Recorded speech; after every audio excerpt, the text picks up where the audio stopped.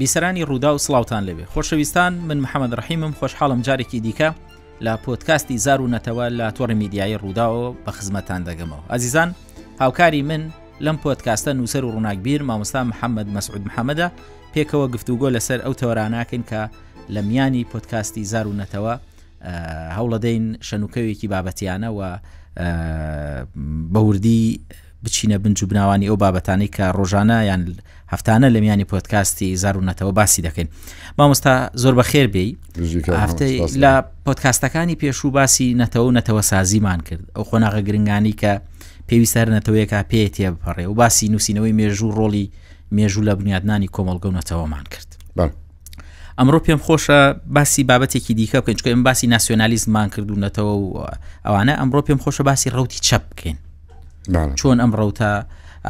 لە نێو کووردا سەریاڵ ینی پێش هەموو شتی چەپ خۆی چییە و چەپبوون چییە و بەکی ئەوترێت چەپ. باڵێک کاک محەممەد بابەتەکە زۆر گرنگە تەنیا ئەوەیە کە من دەمێ ڕوونکردنەوەک پێشکەش بە بینەرانی بەڕێز بکەم لە چەند حەقەیەک پێشوودا بەڵێ کە باسی نەتەوایەتیمان دەکرد جەنابەت ناوی شێ مەحموود هێنا پێش لە ناکاویش بوو بەڵێ گوتت دەوڵەتی هەبوو لە ڕاستیدا یعنی شتێکی زۆر سیر ڕوویدا ینی عەقڵ و ئەدەبی بەشێک لە گەنجانی کورد پیشان دەدات کە قسەی ناشیرن دەڵێن کاخ کە کەس نەیگوت تۆ شێ مەحموود ڕابەر نەبووە کەس نەیگوت تۆ شێ مەحموود کوردایەتی نەکردووە ئەمن ئەو قسانەم نەکردووە بۆچی واتان بردەوە بەڵام نەبووتە مەلیک دەوڵەتی دانەمەزراند واتە ئەو بنەمانە کە پێویستە بۆ سیستەمێکی پاشایەتی و مەلیکی ئەوانە نەبووە تێدا سەرکەوتو نەبوو گرتیان و سجیان کرد و نەفیان کرد و خەڵاس و هەر ئەوەندەیە ڕاستەکە ئەوەیە 5 ساڵ 10 ساڵ پێش ئەوڕۆ گوتبات کاوای ئاسینگەر کوردنی ئەحتیمال بۆ هەمان جنێوت پێ بدرێ بەڵام ئێستا تێگەشتن کاکە کاوای ئاسینگەر کوردن بوو بە قوربانتان بەداخ ئیدی ئەوەیە هەر ئەوەندەیە بزانە گەنجی کورد بۆ خۆی دەڵێ سیاست مەدارەکان و ئەوانی دیش فێڵەچیان لەگەڵ ئێمە کردووە باڵی لەسەر مەسەڵی مەعاش لەسەر مەسەڵی نەفت لەسەر مەسەڵی هەموو شتێک باشە ئایا فێڕان لە ئێوە نەکردووە لەسەر مەسەڵی شێ مەحموود و کاوای ئاسینگەر و میدیا کوردە و نازانم دەوڵەتی حیسی کوردە ئایا هەمان درۆتان لەگەڵ نەکراوە ئێوە تێکەوتون کاکە دەبێت چاوتان بکرێتەوە ناتوانم قوڕی 50 ساڵ پێش خۆم بەزانیشم ئەم سپیکەمەوە هەر ئەمە خراپ پیا خراپ دەرچم من هاتم قسەی ڕاستم بۆ دەکەم هیچ تاعنی شخصی تێدا نییە مێژوو ئەوها دەڵێ ئیدی سپاسی ئەوەی دەکەم کە تێدەگات و ئەو کەسەی کە زمان درێژی دەکات ئەوە بەڕاستی دەکەوێتە زبەڵخانەی مێژوو ئارەزووی خۆیتی سپاس. ئێمەش هەوڵەدەین ینی هەم گفتوگۆکە گفتوگۆیەکی بابەتی و هەم تێڕوانینیشە ینی تۆ لە ڕوانگەی مێژووی و بەرمەبنای ئەو خوێندنەوانی خۆت و ئەو واقعی کە هەبووە خوێندنەوەی بووە بێگومان باسی وتمان باسی ڕەوتی چەپەکەین لە نێو کورد و بە تایبەتیش لە باشووری کوردستان. پرسیارەکەم ئەگەر دووارە بکەمەوە ئەوەیە کە بە بڕوای تۆ چەپبوون چییە و بەکی ئەگوترێت چەپ و بنەمانەی کە پێویستە بۆ چەپبوون چین؟ وڵی بزەبت نازانم قاموسی سیاسی ویکیپیدیا دەڵێت چی دەربارەی ڕەوتی چەپ بڵام ڕەوتی چەپ لەگەڵ شۆڕشی فەڕەنسی پەیدا دەبێت شۆڕشی فەڕەنسیش ئەگەر ئێستا پێتان بڵێم باگراوندە کۆنەکەی و درێژەکەی بەخوای 4 ساعتی دەبێت بە زنجیری ناوتەوەکانی هێکتۆردا بێنەوە ئەوجا کە دەگەین ئەو نقطە وەرچەرخانە مێژووی فەڕەنسا تێدەگەن چەپ بۆچی پەیدا بوو جام کە پڕبوو لی دەڕژێشتە کە بێتان بوو چینی ئەریستوکرات و نۆبڵەکان قالبەچیان بەست بوو 100 ساڵ بوو نەدەگۆڕان شتێکی تایبەت بوو بە فەڕەنسا ئەوجا شتێکی زۆر سیر هەیە باش ئەوە چەپە و ئێمە کۆمارین و چینی ئەوەلا دەبین و پاش 11 ساڵ ئیمپراتۆریاندانە جا من باسی شۆڕشی فەڕەنسی کرد بگەڕێنەوە بۆ پێشتر ینی باسی مێژووی نەتەوەکانی ئەوروپامان کرد هەندێک ئەوەی کە لە فەرەنسا لە شۆڕشی فەڕەنسیا ڕوویدا بە تایبەتی باس لەوە کە بۆ نمونە حتا ئەم ڕەوتە چەپانش کە لە ئەوروپا و بە تایبەتی لە دوای شۆڕشی فەڕەنسی وەسەریان هەڵدا ئەوەی لە فەرەنسا ڕوویدا شەڕ بوو لە دژی چینایەتی و بۆرژوازی یان چی بوو دژی ئەڵمان بوو لە زاکری فەڕەنسیدا مێژووی فەڕەنسا بریتە لە چی سەردەمی 100 ساڵ پاش ڕوخانی ڕۆما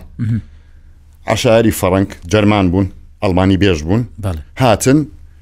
لەگەڵ خەڵکی ناوچەی پاریس خوازبێنی و ئەوەیان کرد و تێکەڵ بوون وردە بوون بە یەک نەتەوە چینی چەکدار شاهەکان بنەماڵەی میرۆڤینگ جەرمان بوون بەڵام ژنەکانیان هەموو گاڵ بوون لەو تێکەڵابیە نەتەوەی فەڕەنسی لە ماوەی چەند سەدەیەک دروست بوو ئەو شتە چۆ ناو زاکرەی نەتەوەی فەلاحی فەڕەنسا بە درێژایی هەزاران ساڵ چینی جوتیار فەقیر شارستانی قاشا نووسەر دەوڵەمەندەکانی ناوشار نەکرد جوتیارت مەڵێ جوتیار ئەو شە لا بەڕەشیکەوە کرێکار و جوتیار و نازانچی نەخێر چینی کە عشیرەت نین توێژ ناڵم چین توێژی کە کوڕ عشیرەت نین کوڕی میهنەن کوڕی شارن پینە دۆزن خاوەن کارگەن ئاسنگەرە شارستانێکی شەریف و بێمنەتە زەریبە دەداتە دەوڵەت و دەوڵەت دەیپارێزن ئەوانە یعنی خۆیان بە خەڵکی ئەسڵی وڵاتەکە دەزانین باشە هەموو دەمێ لە مێش چیوانیشدا دەوڵەمەندەکان نەک دەوڵەمەند با بڵێن سەرۆک چەکدارەکان عادەتەن جەرمان بوون ئەو بە درێژایی 15 قەرن کە دەگەیە سەردەمی شۆڕشی فەڕەنسی گاردەیەکیش فەڕەنسی هەرخوای غەڵەتەکی زۆر گەوریان کرد فەڕەنسی ئەسڵی وڵاتەکە بوو چەکی چیدی هەڵ نەدەگرت ئەبی چەکی بۆ فەڕەنسا هەڵدەگرت جەرمان بوو سویسراوی جەرمانیەکان بەڵێ ئیدی لە خەیاڵ مثلا فەقیرێک دەچوو لە دەرکەی دەوڵەمەندێکی دەدا حرێسەکەی بەردەرکە کابرایەکی سویسی و بە ئەڵمانی قسەی دەکرد دەگوت ئاچی دەکرد بەڕستێک باب لا چولێرە ئەوە بوو بە حاڵەتەکی عام دەگەشتی برام و پێم خۆشە بگەڕێنەوە سەر حەڵقەکان یان کتێبی ئەحفادی کتۆر زۆر باش ئێستا کاتی ئەوە نییە کە دەگایە شۆڕشی فەڕەنسی ینی وای لێ هات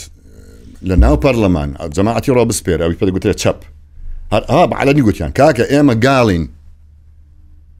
ئێوە جەرمانن ماڵێ 1500 ساڵە ئەوان بوونەتە فەڕەنسی بوونەتە بابل باپیری فەڕەنسی و یعنی بە دڵ و بەجان فەڕەنسین نەکەر ئەوە زمانی فەڕەنسیان لەسەر هەموو قەسرەکانی ئەڵمانیا و هەموو ئەوروپا سەپاند جەرمانی چی توامنەوە بوونەتە فەڕەنسی بە دڵ و بەجیان بەڵام خۆ بەخت ئەوە کەواب ئەمە باسمان کرد ینی بە گوێرەی ئەو خوێندنەوانەی تۆ هەیە لێەوە سەری هەڵداوە بەڵام جیاوازی لە نێوان وشە سازیا بکەین جیاوازی هەیە لە نێوان چەپ و شیوعی و چوزانم سۆسیالیستوانە ئەکید مارکسی هەیە چەپەکی بەسیط هەیە تازێک بەلای مەسەن دژی استقلالی دەوڵەمەندەکانە بۆ فەقیرەکان شتێکی ئینسانیە زۆر ئاساییە شیوعی ئاخر چ نوع شیوعێک ماویە لینیە ئەوەش کۆمەڵک خەتی لێ دەبێتەوە بەڵام بەگشتی مەسەلەکە دەگەڕێتەوە بۆ ئەو ڕۆژە شتێکی شەیە خەڵک کەم دەیزانێ فەڕەنسا وای لێ هات بوو یعنی نییە مەسەڵەن هەرچی فاریز دەیکرد هەموو ئەوروپا بۆس بینە هەمویان لاسا دەکردەوە بە کوێرانە لاساکردنەوەیەکی نازانم چۆن فاریز مەسەن پاریز دەیگوت 1830 قەوما دەستورم دەبێ هەر هەموو ئەو ئەڵمانیا و ئیتالیا کە سەدان دەوڵەتی شار بوون ئێمەش دەستورمان دەبێ بۆ نازانین سیستەمی کۆماریمان پاریس وای گوت خلاص ئێمەش دەمهانەوە تێدەگەی تا دەگەیە شۆڕشی 1848 ئەوە یعنی هۆی پەیدابوونی مارکسیزم و ئەنارکزم ئەلە ڕۆژەیە پاریس 3 ڕۆژ یان 2 ڕۆژ هەڵوەستەیەکی کرد ئیزرابەکی گشتی و شەڕ ڕوویدا ئاخر پاشای بۆربن هەڵات یەکسەر حکوومەتێکی دووسێ مانگ حکوومەتێکی جمهوریاندانە هەرزوو گوتیان برازای ناپلیۆنان هێنایە ناپلیۆنی سێم وەکو سەرۆک کۆمار پاش دووسێ مانگ تەق ئیمپراتۆر ئەدی ئەوە مەقسەتان لە چوو کاکە هەستی نیشتیمانیان پێش هەموو شتێکە درۆیە بڵێ فەڕەنسی بڵا وا دەکە ئەو چینە ئەوە ئیبادەکە درۆیە هەمووی لە لایوی فەڕەنسیە و هەموو خۆشەویستە باز دەزانم مەسەلا هەستی وەتەنیە فەڕەنسا پێش هەموو شتێک هەموو خۆ بۆ قوربانی دەکەن دوو شعاریان لێ دەگوت بیان نەگوت بێ هیچ مشکلێن یەسپینی لێ بێک لەحزە دەی گۆڕن شەرت فەڕەنسایە و لاگەڕێن لێ ناگەڕێن یەک فەڕەنسی بکوژێ کەچی وەڵێ بزانە هەمان شت لە ئەڵمانیات ڕوویدا ئەجا دوایە لە رووسیا بکوژ ئەجا لە عێراق لە چواردەی ئەوەی مەلیکە نازدارەیان کوشت بژن و منداڵ کە لەشان ڕاکێشن بەو گەرمایە بۆ ئەخر فەڕەنسا ئەوێ ساڵێ وای کرد دوای دێنە سەر ئەوە باسی ڕوتی چەپ بکەین لە نێو کورد و بە تایبەتی لە باشووری کوردستان ئەم ڕوتە بە گوێرەی ئەو خوێندنەوانەی بەڕێزە ینی خوێندنەوە بۆ کردووە بە دۆداچوونە بۆ کردو ئەم ڕوتە لە لە نێو کورد و بە تایبەتی لە باشووری کوردستان چۆن سەری هەڵدا و چۆن پەرەیسند؟ تەمەنم بەوەڕانە گەیشتووە، بەڵام بە جۆرەی قسە و خوێندنەوە و بە تایبەتیش بابم کە زۆر باسی دەکرد و زۆر دژایەتی کرد. دەزانی مەوزوعەکە چۆن بوو، ڕەنگە زۆر بێتە نوکتە وەڵڵە. لە 1930ەکان ناوی ئەڵمانیا و ئێمە ئارین و ڕەزا شا بەدووە ئەو هەڵایە کەوت ئێمە ئارین ئەو کووردە بڵێ لە ئەڵمانیا نانە جارێ مارکس نانە هیتلەر پەرستی هیتلەر پەرستی دەزانی میلەتی کوردستان بوو بە هیتلەر پەرستەک مەگەر بەس خوا بیزانێ حیفەی ئەوانە نانووسرێنەوە و بزر دەکرێن ڕاوتەکەی پاشی هەر خۆیان دوایە کە بوونە ستالین پەرست ئەوانیان هەموو شاردەوە 1945 ستالین بەسەر هیتلەردا سەر دەکەوێت هەر ئەوانە بوون بە لایەنگری پێشتر هەبوو مەیلی شوێی و لە کۆیە هەندێک جەماعەت چوونە ڕووسی هاتبوونە 5 نەفەر بوون وابزانم ناویان لە خۆ بنابوو بۆڵشەفیک بەس ینی 5 نەفەر بوو ئەو قسانەیان 20 بوو لە 1945 هیتلەر پەرستی یەکسەرەوە بە خەڵک نایە یەکسەر ئیلاها چی دی بوتە چی دی ستالین زۆر بەداخەوە زۆر جاریش بگوتوەتەوە ئەلمانیەت دەزرا مسادرە کرا لەلایەن ڕەوتی چەپەوە ئەستا بڕۆ ئەو بازارە مجرد تو بڵێ ئەلمانی ها یعنی مارکسی یعنی چۆن دەزرا لەلایەن ڕەوتی مسادرەیان کرد کاکە ئەوی خوێندەوار بوو لەو عێراقا کورد و عەرەب ئەوی خوێندەوار بوو بوو بە مارکسی یەکەم حزبی مۆدێل بوو یعنی هەروای لێ هاتبوو چ بکات و عەقیدەیەکی توندت هەیە عەقیدەی ئیسلامی بە شیعە و بە سوننەوە چۆن لەوە دەرچی یەکسەر چۆن دژایەتی بکەین مەبەستیان دژایەتی تەخەلف و نەک خودی عەقیدە بەڵام لە حەدیشان تێپەڕاند وایە لێهات دژایەتی هەبوونی خوداش بکەن ڕاستە ئەوشتە و غەڵەتێکی گەورەیە یەکسەر بازیاندا ئەو عەقیدە لا دەبین عەقیدەی مارکسی لێنین بالمناسبة زەنابیش ئەوە ڕۆژێک گوتت باسی ئەو چی قۆناغەکانی ئەوەت بۆ من کرد یعنی ئێستا چەسپیوە لای گەنجەکی وەکو جەنابەت کە نەماوە بووەتە حەقیقەت کە درۆیە نەزەرەی مارکس درۆیە برام پێداویستیەکی کۆمەڵایەتی تایبەت بوو بەڕ لە غەڵات بەڵام پێداویستی بوو چەندین کەس چەندین حزب بەخۆی وەگرت بەڵام ئەساسی نییە ئەگەر تەماشای مێژوو بکەی هیچ ئەساسی نییە قۆناغی عەبید یعنی چی پێناگەمانە ئەقسانی لەکوێ هێناوە ئەوانە وجودیان نییە مێژووی بەشەر ئەتراف بەوە ناکە ئەسڵا بەڵام تازە خەلاص ینی گەنجێکی وەکو جەنابەت تازە گوتمالی نەوەتی کە ئەتوو باوەرت بە پەرلەمان و بە دیموکراسیەت و سیستەمی لیبرالیزمە کە قسەم بۆ دەکەی باسی قۆناغەکانی مارکسم بۆ دەکەی کاکە گەر باوەرت بەوەیە کە هات پەرلەمان لابە مەجلیسەکی سۆڤێتی دانێ وەنیە کرێکارێک و دانیچە کرێکارێک و جوتیارێک و نەزان شفتی فرۆشێک پەرلەمانمان بۆ چییە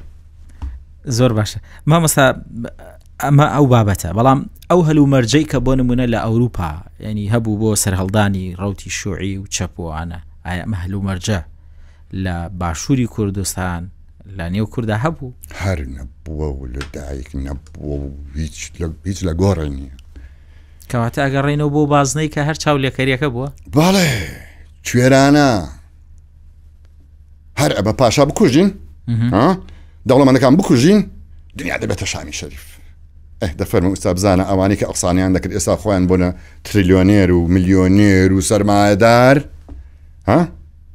و هەمان قسەشم بۆ دەکەن ئەمن کە وەختی خۆی مەسەن بنە ماڵی مە یەک دوو گوندی هەبوو ئێمە ئیقتاعین خوێن مژین جەنابی کە نازانم شەقشەقانێ بە ئارد و بە مڵک و بە شەریکاتی ئیستیسمار و ئەوانە دەکا شەریفە تێکۆشەرە ئەو هەمە دەوڵەمەندی لە پێناو میلەتە باشە باوەشە ئیقتاعت بۆ ڕۆنکەمەوە کاک محەممەد ئیقتاع سەردەمێک لە ئەوروپا باو بوو ئیقتاع فیودال سیستم بریتی بوو لە چەند کەسێک چەند میرێک میری عادەتەن جەرمان با بڵین لەسەر ناوچەی بۆرگۆندی لە فەڕەنسا یان لەسەر ناوچەی نۆرماندی یان لەسەر ناوچەی نۆرتامبریا لە ئینگلتەرا بێ لە هەزاران ناوچەی ئیقتای ئەڵمان ئەوانە مافیان هەبوو قانون دانێن ئیعدام تەنفیزکەم وەچیری پاشا بوون وەچیری ئیمپراتۆر بوون ئیمپراتۆر نەدەهات قانونێک دانێ چێ ئیعدام دەکرێت چێ مڵکی مسادرە دەکرێت چێ پاداش دەکرێت خۆی لە جێی خۆیەوە دەوڵەت بوو دەوڵەتی کۆنفدرالی دەوڵەمەندی کورد و مڵکداری کورد ئەویان هەبوو کە بە هەمویان گوترا ئیقتاع گوندێک دوو گوند چوار گوندی هەبوو شێخەیان ئاغایە ئەو عشیرەتە سەر بەوین بانانیان دەگوت ئیقتاع معفی هەبوو محکەمە دانێ کەسێک ئەدام بکە بەڵام ستەمیش کراوە ینی نەک بە من ناڵم ستەم ئەختێکەڵمەکە لێرەدا باسی دوژمنایەتی بنەماڵە شتیوا و کابرا مەسەڵەن تەمشای خۆشکمی کردو لە پەنا بەردێک تەق کوشتم ئەوەی وەسڵە بێ چکە فەلاحەکەش دەیکرد باشە برام بەڵام چێ ئەوەیەک محکەمەی دادەنە بە فەرمی قەشە کۆ ببنەوە ئەمری ئەدام دەرکەن بۆ کەسێک یان بۆ گوندێکی سەر لەبەر پاشان نەبوو ئیقتاعەکە بوو ڤایس ڕۆی تەدەگەی برام ئەو خەڵکەش ئێستا وای لێ هاتبوو نەک ئیقتاع کابرا دوو گوندی هەیە بە حیاتیشی نەهاتۆتە شار پێیان دەگوت بورجواز بورجواز طبعا لە بۆ مێ ئەوە بورژوا لە بۆ پیاو بورژواز لە بۆ ئافرەت کوڕی شار کچی شار شینوا یعنی چینی ئینسانی چینی مواطنێکی چینی بە CH دەنووسرێ لە فەڕەنسی دانیە دەیکەنە ش فڵان کەس چێ شینوا ئەگەر ئافرەت بێ شینواز بورژواز کچی شار کوڕی شار کابرا چێخوایە لە دەشتێ وەڵا پارەی هەیە کاتە بورژوازە وەرە خۆت مەکوژە زە نەکەر ئەوە ڕاوتی چەپی ئەوروپا ئێستا وای لێ هات بالفعل وای لێ هات بورژواز یەکسەر ببێتە دەوڵەمەند بزانە تەشویهی زمان و مێژووی خۆشیان کرد ڕاوتی چەپ کەواتە هەلومەرجی باسی ئەوەی بۆژوا بۆ ژوازەکە ینی هەتا ئێستش ینی لەوانێ باسی بەکارێنانەکەی ینی بەکاری دەین خەڵکەشە بوون سەریان هەل دەکەن بالفعل کاکەوانی بەشت پێدەڵم ئێمە گەیشتوینە ینی عەرەب دەڵێ مفتەرق طرق کڕسڕۆد ئەوەی 100 ساڵی ڕابردوو ئەوڕۆ دەبێ ئەوها بگەڕێتەوە درۆیەکان هەر هەموو سپیکەینەوە تێبگەن ئێمە چمان کرد جیلی پێش و چی کرد بە چەند غەڵەتدا تێپەڕی قاموسی سیاسی یەک ئەوە بکەینەوە و بزانین ئەمە بە چ نفاقێکی تاریکدا دەڕۆین یعنی بەس دەبێ بپرسین بۆچی ئەگەر نەزەرەکەمان ڕاست نەبوو بێ بۆچی ئەنجامەکان هەمووی غەڵەت زۆر ئاسانە بڵێ ئاخرم و ئامەڕی ئەمەریکی دیسان عینە بەس ئەگەڕینەوە بۆ بازنەکەی سەرە دەوڵەتی عەرەبی ئیسلامی بۆ فەشەلهینە وەڵا ئیبن سەبە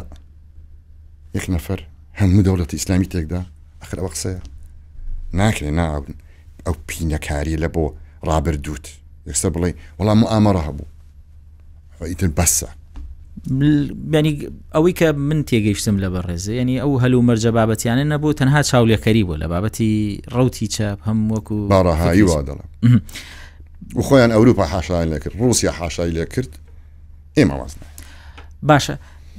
ئەو کاتێ یان پەرسەندنی ئەم ڕەوتە لە سەرەتادا بە تایبەتی باس لەوە کرد کە لە قۆناغی یەکەمە لە ناو کووردا زۆر میل بەرەو لای هیتلەر هەبووە دواتر لە کۆی پەیدا بوو ناوی نەخۆ نابوو ئەڵمان کوردی بالمناسبە بە سواری کەرێ دەهات تەلەفۆنێکی پێ بوو هەلو هیتلەر چۆنی لەمەشم چپلاین بۆ دەزانین ئەخر باش ئەو وایرت نەدیت کوا پساوە قسە لەگەڵ چێ دەکا باوەڕ دەکەی خەڵکەکە پێیان خۆشە ڕاستە ئەفم قسەی خۆتاک باسی ئەوە بکەین ینی ئەو هەلو مەرجەی کە بۆ نمونە وای کردووە کە ئەم ڕەوتە لە ناو کووردا پەرە بسەنێ پەیوەندی بۆ نەبووە کە کورد ملەتێکی چەوساوە بووە یان ژێردەستە بووە ینی ئەمە هۆکار نەبووە بۆ پەرسەندنی ڕەوتە چەوساوەی ژێردەستەی بە حیاتی خۆت ئەوەندە دەسەڵاتت نەدیتوە ئەوەندە احترامان نەدیتوە یەکێک بێ پێت بڵێ کاکە ئەو قسانە بکە سبەینێ دەبی لەوەرد تەبانەت خۆتی بە قوربان دەکەی ینی زیاتر هەر ئەوەیە دروستکردنی ئەو خەیاڵدانی یەکسانی ئابووری نێشتنی چینایەتی ئەمانە ئێستا ئەمن دەتەخەمە جێوی ئەتو دەبێ حاکمی هەموو وڵات بە ئەمری تو هەموو شتێک دەجوولێتەوە طبعا هم درۆ بوو بەڵام بەدوای ئەو خەیاڵە کەوتن و مشکلە ئەوەیە کە بەدوای ئەو خەیاڵە ئەو کەسانی کە بەدوای خەیاڵ دەکەون زۆر پێیان ناخۆش یەکێک بێ ئەو هەیە چێنە بکە کاکاسە لە خەو دەبێتە دوژمنیە وەک ئەو مەسەلەی شێخ مەحموود ئەمن هاتم لە زارم دەرپەڕی کاکە شێخ مەحموود مەلیک نەبوو بە قوربانتانم پێیان ناخۆشە تۆ لە خەیاڵێکی خۆشدا دەژی دایەک بێ بڵێ وەڵای کاکە بڕۆ ئەوە درۆ بوو شەڕی لەسەر دەکەم خەڵکی لەسەر دەکوژن کەسێک پێیان بڵێ کاکە ئەوە خەیاڵە ئەوە هەموو ژیانێکی سایبەر و درۆ بوو ئەوە مەسات باشە مامۆستا ئەو قازانجە یان ئەو سوودە چی بوو ئەوانەی وەختی خۆی ئەم خەیاڵدانەیان لای تاکی کورد لای خەڵکی کوردووە بە تایبەتی چینی چەوساوەیە چینی ژێردەستەیە دەسەڵات دووربینی و گەیشتن بە هەموو شتێک و ئێستا تەمەشایان کە گەیشتن بەچی برە عەرفو بێ دەڵێن ئەوان شەریفن ئەم خاین بەس دەڵێن چەپەکان سەرەتا بۆی کاریگەریەکەیان زۆرتر لە نێو کۆمەڵگە و بە تایبەتی لە نێو خەڵکا زۆرتر کاریگەر بن و ڕۆبچنە نێو کۆمەڵگەوە زۆرتر کاریان لەسەر ڕاکێشانی کوڕی مەلاو شێخەکان کردووە وڵا دەتوانێت بڵێ کوڕی ئاغا و مەلاو شێخەکان خۆیان ئەقسانیان دەست پێ کرد ئەوەی مارکس پێی دەڵێ ئینزراقی تەبەقی لە دەشتی هەولێر یەکەم کەس دەستیان پێ کرد بۆ قسانە هەندێک دزەیی بوون ئاغای دزەیی باشە بڕۆ شارەکانی دی کامەی دەوڵەمەند بچکە دەوڵەمەندەکە کتێب و شتی دەخوێندەوە عەرەبی دەزانی کتێب هەر عەرەبی هەبوو وەنیە ئەگەر 4 نەفەر ئینگلیزیان زانی بە ئەوان دەستیان پێ کرد وەکو پەرۆشێک بۆ ئەوەی گۆڕانێک بکەن چکە بالفعل واقعی زۆر متەخەلیفمان هەبوو ئەوە ڕاستە بەڵام زۆر بەداخەوە یعنی ئیشەکان سەخت کرد دەزانی چیان لەو عێراقا کرد دەزانین چیان لە ئەلمانیەت کرد دەزانی ئەگەر پاشا ما بە ئەو عێراقە چ بوو ئاخر خەریکە بگرێم وەڵڵا ئەگەر بمایە چییە بوو خشتێک زێر خشتێک زی و بە لا ئیلاهە ئیلا الله باش بەڵام خەڵک نازانێ نا دەزانی عێراق چی هەبوو چی بەبەرەوە بوو یەکسەر پێ دەڵێم و خوددا بکە شاهید باڕێن 1900 ئێستا 1948 شعبی عێراقی ها سواری لۆریەکی زۆر زەخم بکە بی بە ئەمریکا هەندێک هیندی بێنە لە جیاندانی یانی ئینگلیز گوڕیان میسری کاکە ئەوە تا نافت ئەوە دوو ڕووبار ئەو هەموو خاکە زەنوێرە چیان لێ دەکرد ئەس ئەو بیرەکە چه شەریکاتێک چ مەزاریعەک چ تەزدیرێک تەسەوەر ناکرێ بەڵام فەرموو بزانە چیان دەکرد لەوێ ڕۆژێەوە کە دەستیان بۆەوە بکوژە هەتا ئێستاش کەس بەخۆی نەگوت ئەرێ کاکە تاکەی معقولە من 100 ساڵ دیکەشەوە بڕۆم و باوەڕ بە هەمان درۆ بکەم جمهوریەت زۆر باشە دیموکراسی مەلەکیەت دیکتاتۆریەتە لە قڕیان دەربێنە مامۆستا من پێم خۆشە درێژە بەم بابەتە بدەین زنجیرەی ئەم ڕۆمان کۆتایی پێێنین لە زنجیرەی داهاتوو دیسانەوە هەر باسی ڕەوتی چەپەکەین لە هەرێمی کوردستان و لە باشووری کوردستان بینەران و بیسەرانی خۆشەویستی ئێمە ئەزیزان پۆدکاستی ئەم ڕۆیزار و نەتەوە بە میوانداری نووسەر و ڕووناکبیر مامۆستا محەممەد مەسعود محەممەد کە گفتوگۆمان لەسەر ڕەوتی چەپ لە هەرێمی کوردستان و لە باشووری کوردستان کرد